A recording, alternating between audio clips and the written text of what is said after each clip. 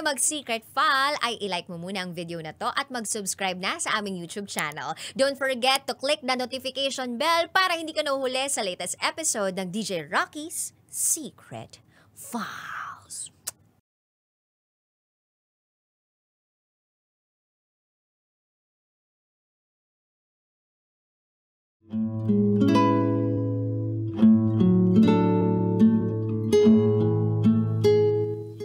And now,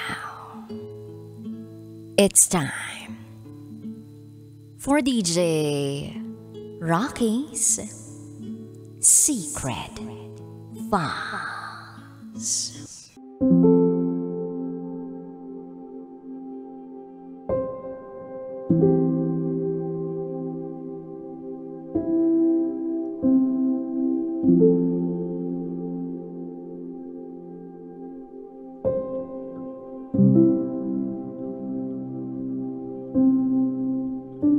Hindi lahat ng kabit masama.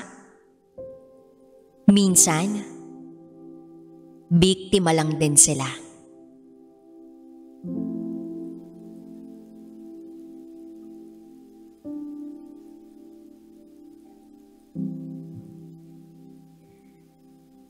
Hi, DJ Rocky. Isa ako sa mga tagapakinig mo sa platform na Spotify. Congratulations nga pala sa pagkapanalo mo sa Spotify Awards. Na-inspire ako na sumulat ng sarili kong kwento. Siguro, eto na rin yung paraan para isara ng tuluyan ang chapter ng buhay ko. At magsimula ng panibago. Itago mo na lang ako sa pangalang Kia. 29 years old. At ito, ang aking secret file.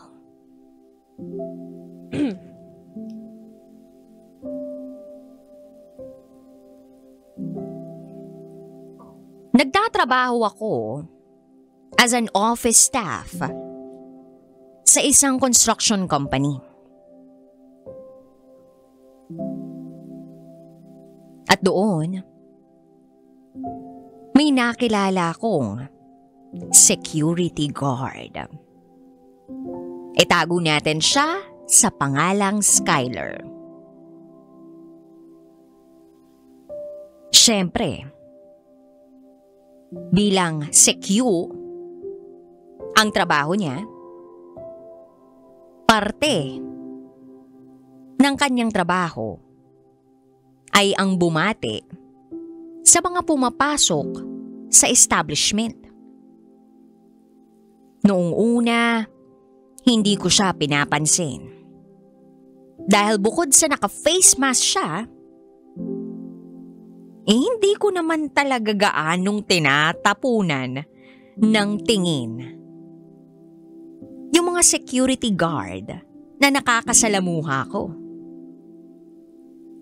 Until one day, pagpasok ko sa entrance, bumati siya. Napatingin ako sa kanya. Wala siyang face mask. Wala naman sana akong balak bumati pabalik o ngumiti man lang.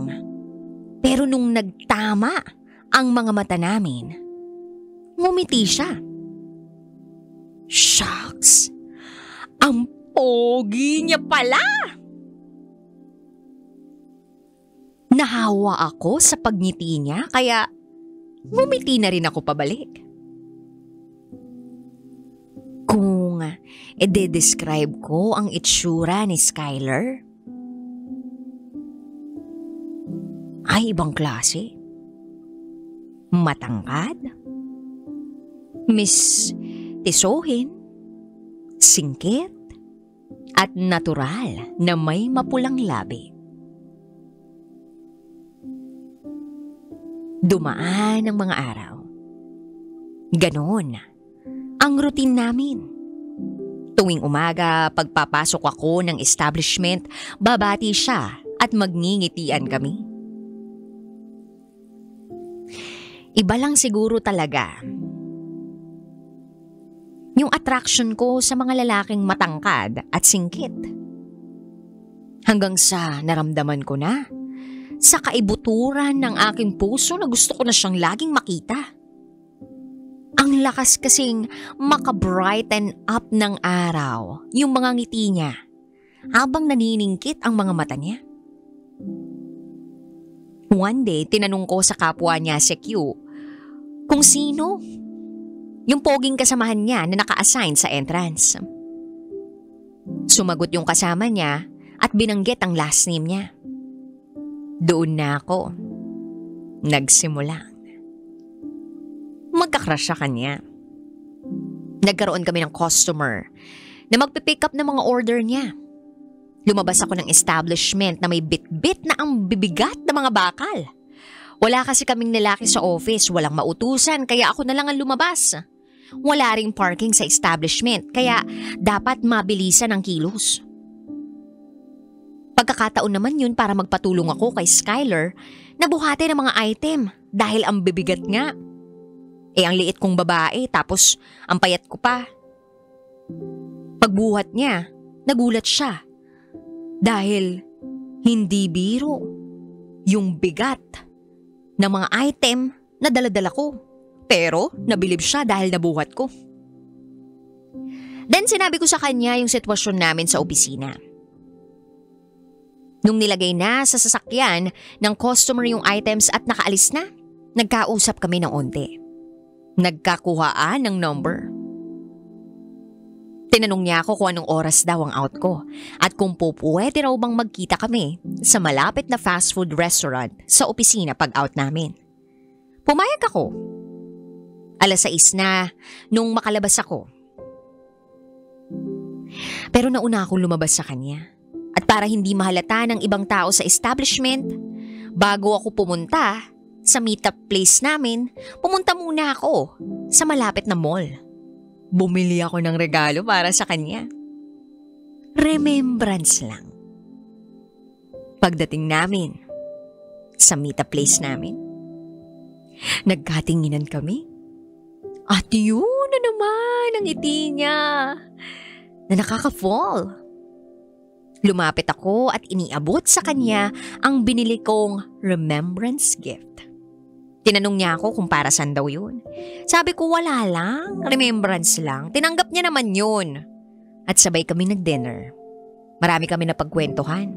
Sabi niya, since na-assign daw siya sa establishment na pinapasukan ko, matagal na raw niya akong napapansin. Maganda raw ako, lalo na kapag walang eyeglasses. Masungit nga lang, kasi pag bumabati raw siya sa akin tuwing umaga, hindi ko siya pinapansin. Kung hindi raw ako nakayuko, laging diretso lang ang tingin ko. Sabi ko, hindi ko naman siya naririnig dahil naka-earphones ako. Nagkaroon lang daw siya ng tsansa na makausap ako nung nagpatulong ako na buhatin yung mga mabibigat na dala-dala ko.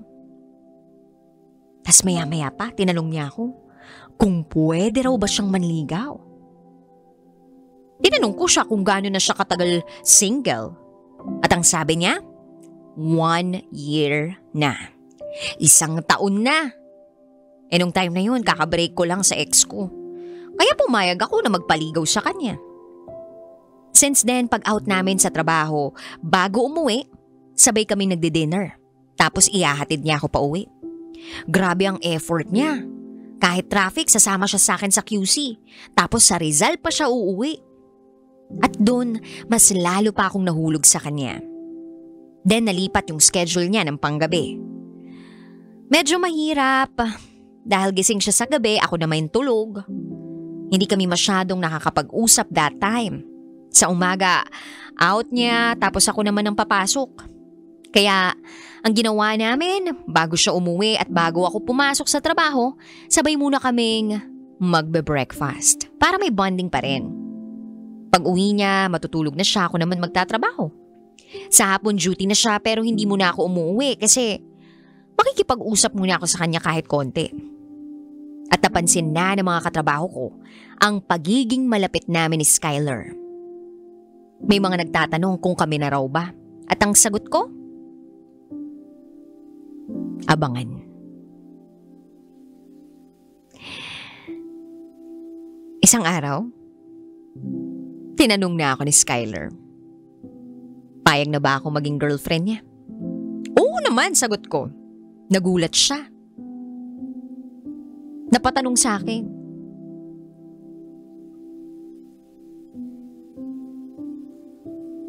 Totoo ba? Sagot ko, oo naman. Oo naman. Totoo. Ang saya-saya ni Skyler. Pero ang hindi masaya, yung ibang mga katrabaho ko. May isa akong katrabaho na kinumpronta ako. Tinatanong ako kung bakit daw hindi ako pumili ng ka-level ko. Security guard, ano raw ipapakain sa akin noon? Baka mamaya instead na ako ang buhayin, siya raw ang buhayin ko.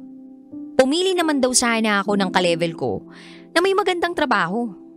Baka mamaya ako pa raw ang manlilibre kapag nag-date kami. Hindi na lang ako sumagot. Kahit hindi ko sinabi na tama naman siya. DJ Rocky, aaminin ko, mostly ako ang gumagastos sa mga date namin ni Skyler. Naintindihan ko naman na hindi siya ganon kayaman at hindi ganon kalaki yung kinikita niya. Pero hindi ko naman siya inuobliga na gumastos sa mga date namin. Nagbibigay din naman siya ng share niya. Nahihiya nga raw siya sa akin. Then fast forward to April 2024. First monthsary namin. Day off namin pareho. Wala yung pinsan niya na kasama niya sa apartment na tinutuluyan niya. Kaya inaya niya ako ron. Pagdating dun sa apartment, nakita ko may mga gamit ng babae. Tinanong ko siya kung kanino yun. At ang sabi niya, sa girlfriend daw ng pinsan niya. Nag-overnight daw dun pag panggabi siya. Nagtaka ako, bakit iisa yung kama doon sa apartment? Ano yun? Tabi sila matulog ng pinsan niyang lalaki. Pero hindi ko na lang pinansin.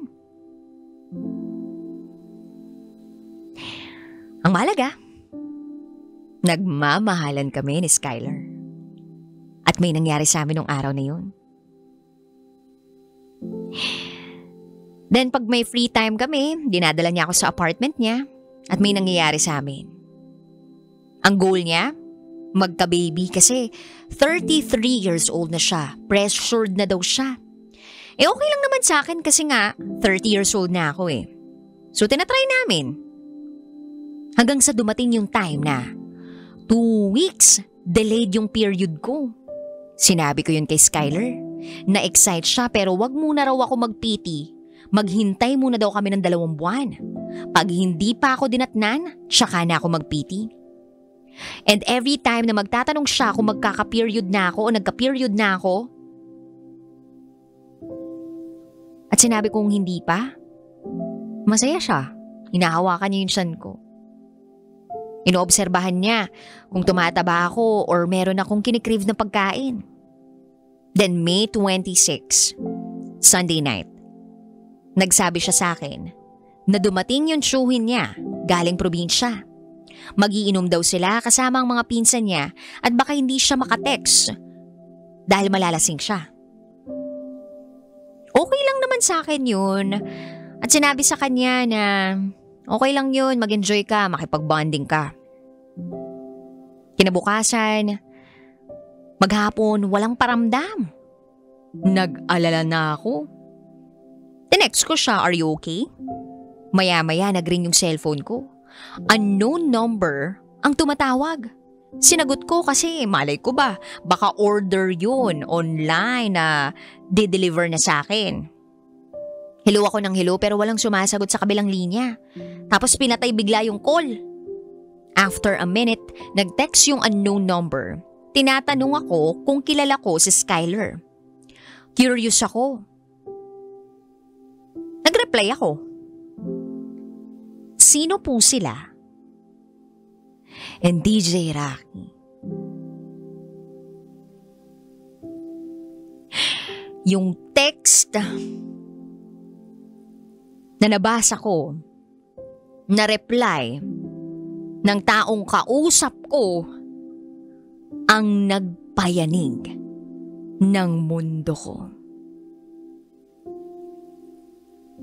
Isang sagot sa tanong na never kong inakalang mangyayari sa buhay ko. Ang reply sa akin, asawa niya raw si Skyler. Itago na lang natin siya sa pangalang Angie. Tulog daw yung asawa niya, lasing. Sino raw ba ako? Kabit daw ba ako ng asawa niya? Tapos kung ano-ano pang panlalait at masasakit na salita ang binitiwan niya. OMG DJ Rocky, grabe yung panginginig ng kalamnan ko noon. Hindi ko akalain na may asawa na pala ang kumag na yon. Ang sabi niya sa akin 1 year na siyang single. Ang pagkakamali ko, hindi ako nakapag-background check. Naniwala agad ako sa mga sinabi niya. Kaya pala, may mga gamit ng babae sa apartment niya kasi sa asawa niya yon. Kaya pala iisa lang yung kama kasi asawa niya yung katabi niya matulog dun. Kaya pala iba yung tingin ng kapitbahay niya nung makita akong lumabas sa apartment ni Skyler kasi ibang babae yung dinala niya. Kaya pala pag magkasama kami, Hindi man lang nakabukas yung cellphone niya, laging nakataob, nakalagay sa bag. O kapag hihiramin ko, nakikita ko sa mukha niya na may kaba siya. At dun ko na na-realize ang lahat, DJ Rocky. Ang tanga-tanga ko. Naniwala ako sa mga sinabi niya, nagpauto ako. Ang ginawa ko, binlock ko yung number ni Angie. Humagulgul ako. Hinanap ko agad yung pinaka-close ni Skyler na katrabaho niya. Tinanong ko kung alam niya bang may asawa si Skyler. Pinakita ko yung text sa akin ni Angie. Tumanggi yung katrabaho niya. Sabi niya hindi niya raw alam. Hindi naman daw sila nagtatanong-tanong sa isa't isa tungkol sa personal lives. Baka sabihin chismoso siya. Bakit daw kasi hindi ako nag-background check? Hindi na ako nagsalita. Umalis ako, dumiretso ng banyo, doon ako umiyak ng umiyak. Habang paulit-ulit kong sinasabi sa sarili ko na ang tanga-tanga mo, Kia, ang tanga-tanga mo, Kia, ang tanga-tanga mo, girl! Sinundan ako ng katrabaho ni Skyler at pinalabas ako ng banyo. Mag-usap raw kami. Kinuwento ko yung nangyari. Sabi ko, kailangan kong makausap si Skyler. Pero sabi ng katrabaho niya, wala na raw kaming dapat pag-usapan pa. Huli na ang lahat. Wala naman ang dapat i-explain pa si Skyler. Then after 1 week, wala na kaming communication. Nag-text siya. Ang unang tanong niya, Kia, nagka-period ka na ba? What the F? Anong klaseng tanong yan? Sabi ko. Hindi pa. 3 weeks na akong delayed. Tumawag ako. Pinag-i-explain ko siya sa mga ginawa niya. Pero wala siyang sagot. Sabi niya, wag ako magpaka-stress at baka mamaya buntis na ako. Mag-usap daw kami bukas ng harapan pag out niya sa trabaho bago ako pumasok. Panggabi ang shift niya. Still, that time. Kinabukasan nagkita kami sa fire exit ng establishment. Isang malutong na sampal ang ibinigay ko sa kanya. Tinanong ko kung bakit niya nagawa sa akin yun, kung bakit siya nagsinungaling sa akin. Anong ginawa kong mali to deserve yung sakit na ginawa niya sa akin? Ayun, nakayuko lang siya. At ang sabi niya, wala naman daw akong ginawang mali. Wala naman daw akong ginawang pagkukulang. Sobra pa nga raw yung pagmamahal na ibinigay ko sa kanya. Sobra pa sa deserve niya. Hinawakan niya yung mga kamay ko. Pagkatapos niyakap niya ako. Ayusin daw namin. Hindi naman daw sila kasal ni Angie. Nagsasama lang sila. Nung sinabi niyang 1 taon na siyang single, 1 taon na raw silang malabo. Matagal na raw niyang pinapaalis si Angie sa apartment. Pero, etong si Angie lang daw ang nagpupumilit na magsama pa sila. Ako naman tong si Taka naniwala uli. Pinatawad ko at nagsimula kami uli. Hihiwalayan na raw niya si Angie dahil ako ang pinipili niya. June 27, umaga, wala siyang paramdam. Nag-text ako, good morning ha, nasa office na ako. 11, nag-notif sa phone yung block number ni Angie tumatawag. Nag-text ako kay Skylar. Tinanong ko kung bakit tumatawag pa rin sa akin si Angie, akala ko ba hiniwalayan na niya. Maya-maya tumawag yung number ni Skylar, sinagot ko. Unang sabi ko na naiinis. Bakit tumatawag pa siya? Akala ko ba nilinis mo na kalat mo? Then sumigaw si Angie sa kabilang linya.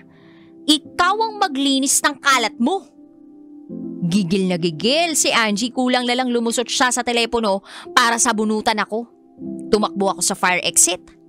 Pinatay ko yung tawag at humagulgol na naman. Tapos nag-text si Angie gamit yung number ni Skylar. Kung ano-ano na namang masasakit na salita ang binitiwan. Nagbanta pa na mag-iiskandalo daw sa social media. Siya pa rin daw ang pipiliin ng asawa niya. Para ungsan lang daw ako. Para ungsan lang ako. Grabe. Hindi ko naman ginustong maging kabit. Pakilala na Skylar, single siya. Hinusgahan yung pagkatao ko na akala mo naman pumatay ako. At para hindi na ako makareceive ng mga kung ano-anong mensahe, binlock ko na rin yung number ni Skylar. Hindi naman kami friend or nakafollow sa social media ng isa't isa. Nag-deactivate ako. Kinagabihan nagpalit ako ng number. Natakot ako Biktima lang din ako. Hindi ko naman talaga alam na mayroong kinakasama si Skylar. At kung alam ko, di iwas ako. Naparanoid ako na baka mamaya pumunta sa trabaho ko si Angie at mag-eskandalo. Kaya nagsusot ako ng face mask, bucket hat at laging nakayuko. Hindi ko kinaya. Sinabi ko sa katrabaho ko lahat ng nangyari para kahit papaano mabawasan yung sakit na nararamdaman ko. Nakinig naman yung katrabaho ko. Hindi naman niya ako hinusgahan. Matuto na lang daw ako sa mga nangyari. Huwag ko na raw ibaba ang standards ko. Pumili raw ako ng ka-level ko. Tapos naman daw ako ng pag-aaral, kaya't pumili ako ng professional. Maganda daw ako at imposibleng walang magkagusto sa akin na ka-level ko.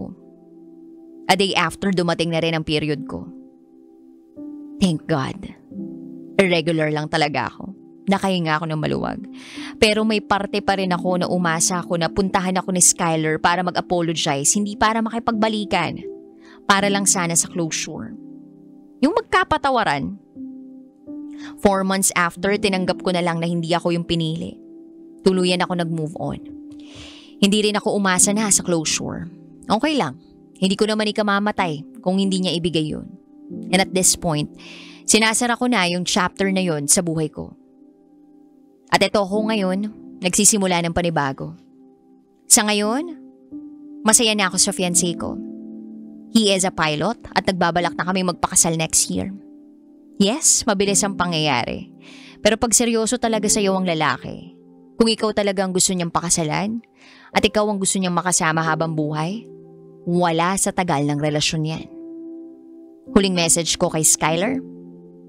Anong pakiramdam na makasakit ka ng damdamin ng iba? Masaya ba? May napala ka ba? Ang galing mo? Grabe. Lahat ng kasinungalingan. Ipinaramdam mo, ibinigay mo, iginawad mo sa akin. Peke pala lahat ng effort mo. Tandaan mo, lahat ng maling ginagawa ng tao, may kapalit yun. I'll let the karma do the work for me. Payo ko sa mga kababaihan, bago kayo pumasok sa relasyon, kilalanin niyo muna ng mabuti. Mag-background check muna kayo kung maaari. Guard your heart. Don't ignore the warning signs and red flags. Oo, kasalanan maging kabit. Pero huwag naman sana manghusga agad. Alamin din ang side ng bawat isa. Yung iba, hindi naman nila alam na kabit sila dahil pakilala nga single. Hindi naman nila ginusto na mapunta sa ganong sitwasyon.